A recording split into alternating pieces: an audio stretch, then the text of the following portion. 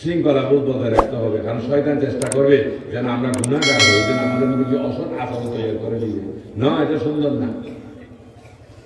যদি আল্লাহ আপনার রিজিক এখানে রাখে, দুনিয়ার কোনো শক্তি নাই আপনাকে এখান থেকে দূরাইতে পারবে। আর যদি রিজিকে না থাকে, সামনের বাধা চলে যাবে। ঠিক না?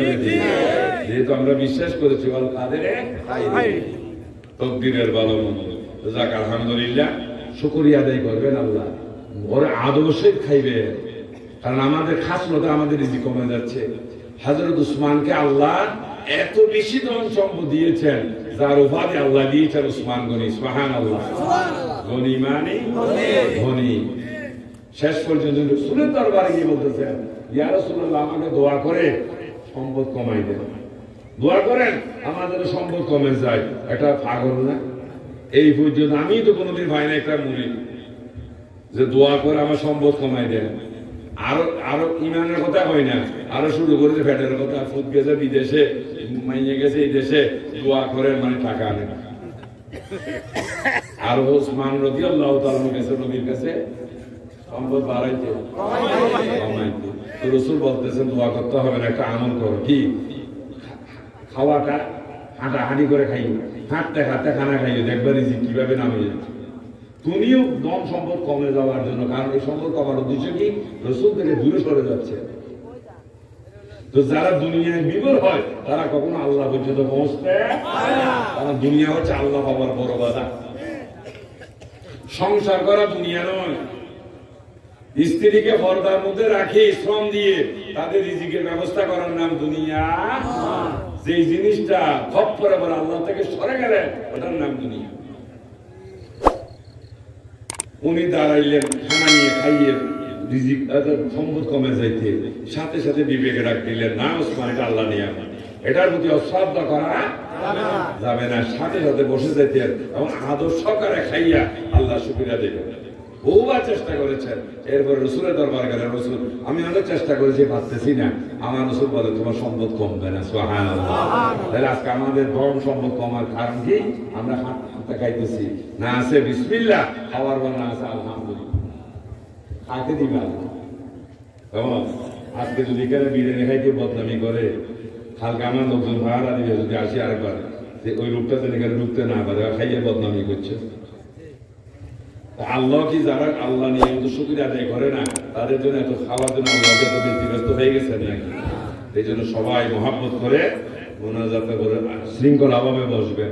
সবাইকে বলতেছি আলহামদুলিল্লাহ খাবেন এবং বিসমিল্লাহ আলা বরকতিল্লাহ। খাওয়ার মাঝে মাঝে আলহামদুলিল্লাহ, খাওয়ার জায়গায় বসা আল্লাহ শুকরিয়া আদায় করে বাইরে যাইয়ে, নাহলে জাদু খেলার লোকে কোন সময় বাঁধিয়ে তো থাকতো না, হাত ধুইতে, এটা মোনাজাত করে মনে থাকতো না। তো যাক, বলছিলাম এটা কোন ইউনিয়নের অন্তর্ভুক্ত? চেয়ারম্যান সাহেব আছে না? আছে। এমন এখানে বয়স দেখে না সম্মান দেখে? কোন সময়? সালাম দেওয়ার সময়। তো চেয়ারম্যানের সবাই তো সালাম দেয় না, কথা কর না হিসেবে অসম্মান করে দেয় না, সম্মান করে। যেহেতু চেয়ারম্যান বয়স কত সেটা কি দেখে নাকি? ওনার সাথে অলরেডি বাবার বয়সের লোক বলে আসসালামু আলাইকুম চেয়ারম্যান সাহেব। আরে বলছে মানুষটারে বলছে না, চেয়ারম্যান সাহেব বলছে। তো সালামটা দিছিলেন বসে বসে, কেমনে? যেহেতু চেয়ারম্যান সম্মান করে। একটা বিটারা ইউনিয়নের চেয়ারম্যান যদি এত সম্মানের হয়, ত্রিভুবনের চেয়ারম্যান যিনি মুহাম্মদ রাসূলুল্লাহ, ওনার সম্মান কম না বেশি? ওনার সালাম দিতে আল্লাহ বলেন নাই? সাল্লু আলাইহি ওয়া সাল্লিমু তাসলিমা। বেশমার ভাবে এই জন্য যদি বসে দিই, অসুবিধা নেই। যেহেতু কি আছে ফতোয়া দিয়ে থাকে, বুঝিল? নামাজের মধ্যে আমরা বসে আসসালামু আলাইকা আইয়ুহান নবী বলি না, এই সময় কি দাঁড়ায় বসিলেন? বসে আছে। জানাজার নামাজ পড়ার সময় বসে পড়েনি, দাঁড়াই বলে। ওখানে দরুদ শরীফ পড়ে না, কার উদ্দেশ্যে বলে? বুঝা দিলেন যে বসেও পড়া যাবে। এই জন্য চেয়ারম্যানের যদি বসে সালাম দেয়, এমন অসুবিধা আছে? সম্মান কম হবে না। এই জন্য আমরা সবাই মুরব্বী হই, প্রবীণ হই, যুবক হই, সবাই মহাব্বত করে সম্মানের সহিত দাঁড়িয়ে যায়। ঠিক না বেশি? আল্লাহ যখন নবীকে সালাম দিতে বলছে, যেহেতু এটা আদব কার? আল্লাহ আদেশ দিচ্ছেন। এই জন্য আল্লাহর আদব রক্ষার্থে নবীরে সালাম দিব বসে বসে। কেমন করে বলেন না? ইয়া নবী সালাম আলাইকা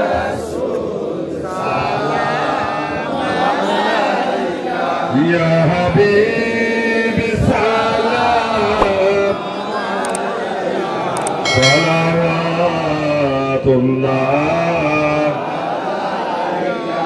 সাইয়্যিদি ইয়া রাসূলাল্লাহ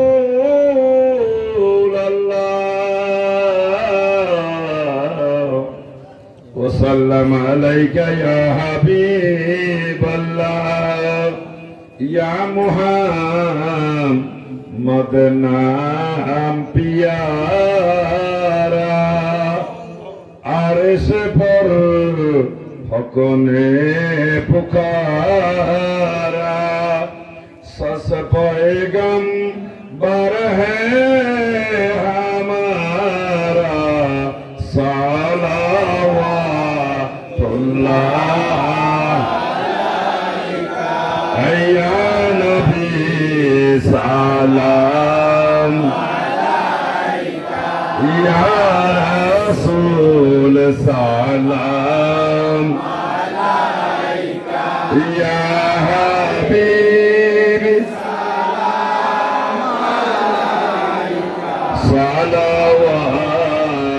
सलावतुल्लाह बहर इस यौमे सफीना आ गया मुश्किल है जीना पार होने का करीना हो आता शाहे मदीना सलाम या रसूल सलाम या हबीब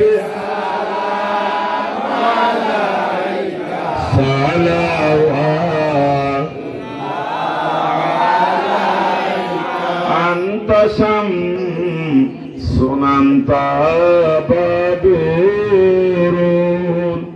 anta nurul fawqa nuri anta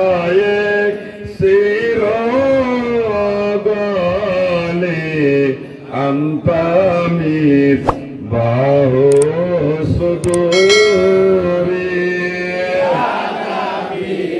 salam alaika ya rasul salam alaika ya habib salam alaika salawat sayyidi ya Rasulallah wa ya Madina wal aka kufuri holo boshan doroni gahilo joigan palalo ইবলিশ শয়তান শুনলে সত্যের আহ্বান ইয়া নবী সালাম আলাইকা ইয়া রাসূল সালাম আলাইকা ইয়া হাবিব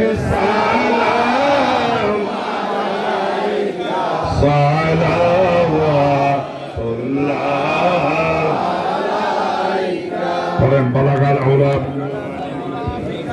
كشف الدجى بزمالي حسنات زميع خصالي إن القيار حسبت يوما إلى أرض الهرم بلغ سلامي روزة فيها النبي المهتشم بلغ العلا كشف الدجى بزمالي حسنات زميع صلوا عليه কষ্ট অসুবিধা হচ্ছে এটা ফোন করে দাও না জি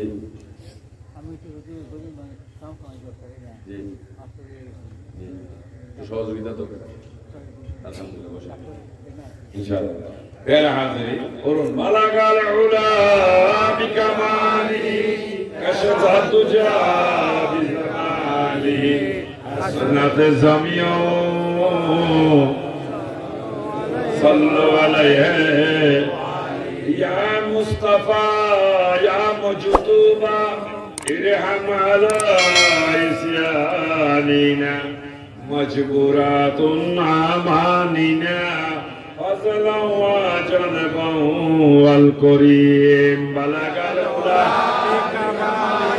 كشف الدجى بجماله حسنات الزميع صلوا عليه وآله الحمد لله আমার মুরব্বী যারা আছে প্রবীণ যারা যুবকেরা আছে এই যে কথাগুলো বললাম বড় খারাপ কথা যারা হাজির এখান থেকে গিয়ে একটু জ্ঞানের সাথে পর্যালোচনা করবেন আদৌ প্রয়োজন আছে কিনা যদি থাকে একজন সালেহীনের সাথী হতে হবে এই জন্য আল্লাহর ওলি আর শয়তান ওলি বা পার্থক্য আছে যারা ঢালাও বাবুকে একত্রিত করে দেয় তারা জ্ঞানী নামের কলম আর আল্লাহর ওলিরাই পর্যন্ত কারো ক্ষতি সাধন করে আর যেহেতু তারা কামনা বাসনা লোভ লালসার মধ্যে আল্লাহ পাক তাদেরকে যে নিয়ামত দান করেছেন 1000 কোটি টাকা যদি দিয়ে দেয় তাদের মধ্যে লোভ লালসা জাগবে এমন দয়া আল্লাহ করেছেন আলহামদুলিল্লাহ কিন্তু যারা কিছু স্বার্থ বেশি মোহ বেশ নিয়ে আজকে আউলিয়ার বেশ নিয়ে মানুষকে বিভ্রান্তি করে দিচ্ছে কিন্তু আপনাদের জ্ঞানকে যদি আল্লাহ দিয়ে থাকে তখন বুঝতে হবে সেখানে পালোয়ার মনে হবে ঠিক না বেটি আর যারা যুবক এসেছেন দাবি করলে মুসলমান সেটা হিন্দু ধর্ম দাবি করলে হিন্দু হয়ে যায় কিন্তু মুসলমান দাবি করতে গেলে মুসলমানের নিয়ম নীতি আপনার চরিত্রের মধ্যে থাকতে এই জন্য ঈমান আনার সাথে সাথে নামাজ পড়তে হবে আমি কিন্তু নামাজের কথা বলি না কারণ আল্লাহ আপনাকে 82 বার করে নামাজ পড়াইতে পারতেছে না আমি এক ঘন্টা ওয়াজ করে বুঝে আপনারা নামাজ পড়াইতে পারবো কথা ঠিক না বেটি অনেকে বলবেন যে বিশ্বাস নামাজের কথা বলেন কারণ বলে কি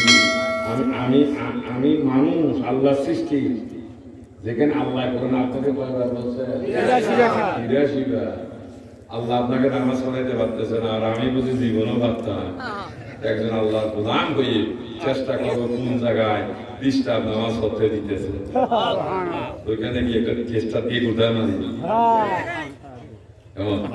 আলহামদুলিল্লাহ ইয়ারা হাজির আমি আরেকবার বলতেছি আমার এই সিলসিলা কাদেরিয়া হুজুর গৌস বাগ আব্দুল কাদের জিলানী তিনি বাগদাদের বিখ্যাত মাদ্রাসা নিজামিয়া থেকে কামেল ফারুক হয়ে তারপরে চিন্তা করেন কোরআনকে পর্যালোচনা করতে দেখলেন সব লেখা কিন্তু জিনিসটা কোথায় ডাক্তার ওষুধ দেখে যায় ওষুধ ডাক্তারের কাছে অনেক রোগী আছে না আচ্ছা ডাক্তারের ওষুধ দিয়েছিল স্লিপ লিখে দিয়েছিল প্রেসক্রিপশন দিয়েছে তাহলে ওষুধটা যেমন আরো জায়গা থেকে নিতে হবে কোরআন আল্লাহ ব্যবস্থাপত্র দিয়েছেন কোরআন অনুসারে ওষুধ আরো জায়গা থেকে সংগ্রহ করতে হবে কোরআনে লেখা আছে আকিমুস সালাত জীবন নামাজ আদায় হবে আর নামাজ একটা রূপরেখা আছে রুকু সিজদা আছে ঠিক না বেটি এই জন্য ফরজে যেমন নামাজ হয় না করতে হয় তাই এই জন্য কোরআন শরীফ পরে পরে দেখতে হবে আল্লাহ নিয়ামতগুলো কোথায় আছে সুবহানাল্লাহ একটা ওষুধের জন্য আমরা অনেক সময় ঢাকা পর্যন্ত যাই আমার আম্মা জানার জন্য একটা ওষুধ লিখে দিয়েছিলেন প্যারাপেনি